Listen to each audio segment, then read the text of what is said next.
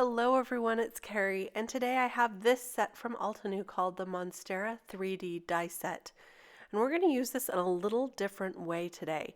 This is normally a layering die, and today we're going to do some masking techniques building upon each other to create an amazing card, and then it's going to turn into a second card. I love it when you get two cards for the price of one.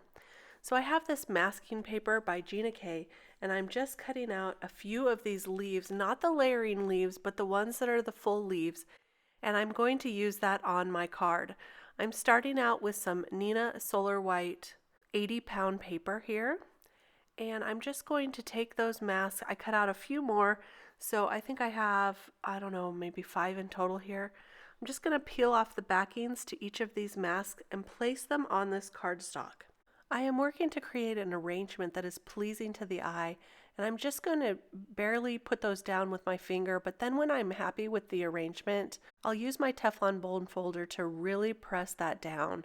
I want to get all the edges pressed down so that when we do some ink blending, it's not going to peel up this masking paper. I have some Mermaid Distress ink here, Mermaid Lagoon. Can you believe I have not used this color yet? I'm just opening it. And I'm going to use a blending brush to add some color all around those leaves, and we're just going to do a light layer at first.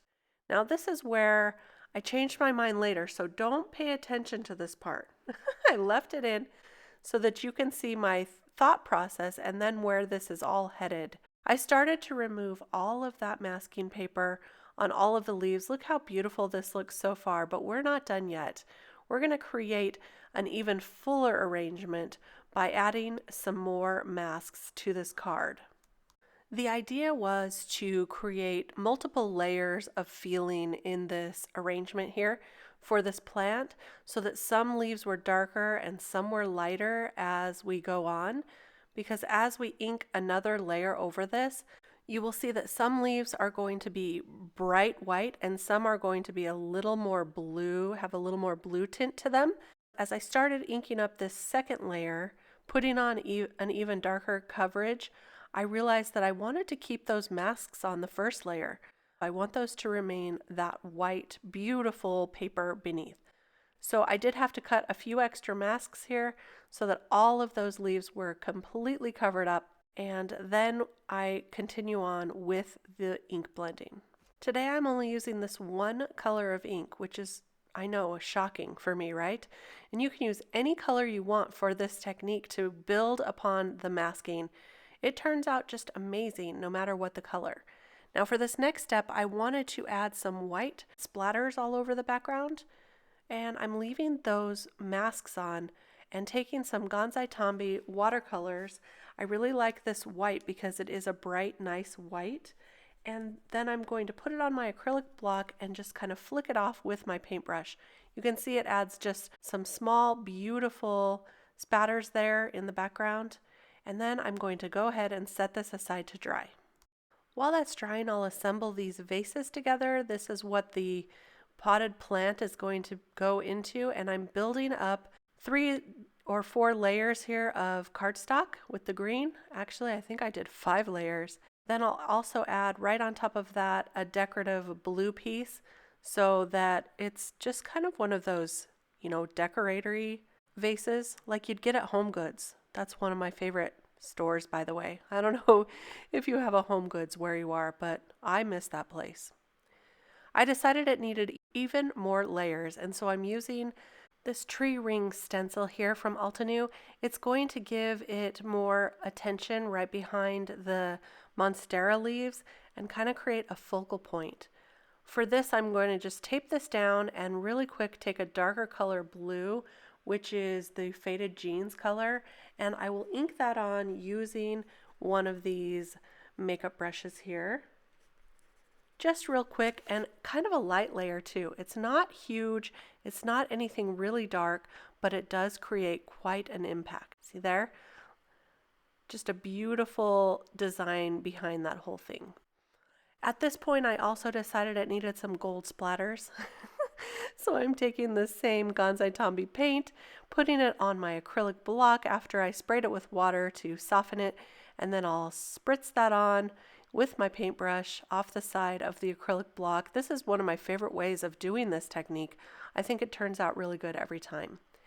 To bring that gold down into the vase section, I have some gold glitter tape here, and I'm just going to cut kind of a little section that's a little bit rounded so that it looks like it belongs on the top of that vase, and that is going to be another decorative element here.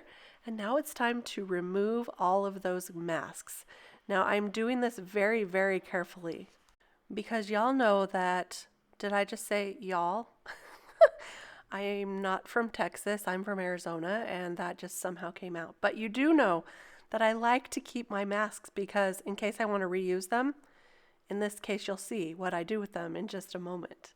Something really exciting, I think. I hope you do too. I have a piece of vellum here. I'm just going to take some Copic markers and color on the back of that vellum. Actually, it doesn't really matter what side, I just turn it over. So this is, I'm going to call it the back side, and turn it over to cut out some more of these leaves. And this is going to add the, what is this, the fourth layer? Are we at the fourth layer already? It's really great. We're adding so much interest to this card. So I just did 3 of them because I didn't want to go overboard. Nobody would ever accuse me of going overboard, would they? I don't know. I sometimes have way too much fun. So I'm taking this Kuretake, which is a clear foam tape, and that's what I'm going to attach those vellum leaves to ground this image and to have it something for the vase to sit on. I cut a piece of that dark blue paper, and I also cut a sentiment that says hello out of that same dark blue paper. And then we'll just cut some small pieces. Now I'm just doing some little squares, and I'm trying to put them behind the darkest point of each of those leaves, and you really don't notice it that much, I don't think. When you see the pictures at the end, you let me know if you notice it at all. Hopefully you don't.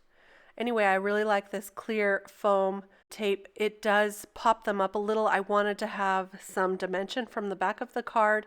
Normally when I attach vellum, I would use my other trick where I run them through the Xyron maker. However, I wanted them popped up this time, and that just will attach them flat. So that's why I decided to go with the Kuretake. Now I'll add all of the elements to the card, put it together, just using some of my favorite liquid adhesive. That's this Nuvo liquid adhesive. It's so great. It even adds the smallest little dots for this really small hello. And I'll just add that to the card right there. And then I'll add that to a top folding card, and there's our first card. You probably already know what happened next. I took a look at those masks that had the beautiful blue ink and the gold paint splattered on them and the white paint, and I thought I have got to reuse those. You might be interested in my freezer paper card that I made last year sometime. I'll link it above if I remember to do that, because in that card I also used the freezer paper a second time. So this time I'm just going to build up a beautiful arrangement here with the masks, and I'm just kind of lightly pressing those down to make sure that I like it first and trim that off so that I have those to fit perfectly in this vase. And then I will take that Teflon bone folder and really press those down so that they don't peel back up.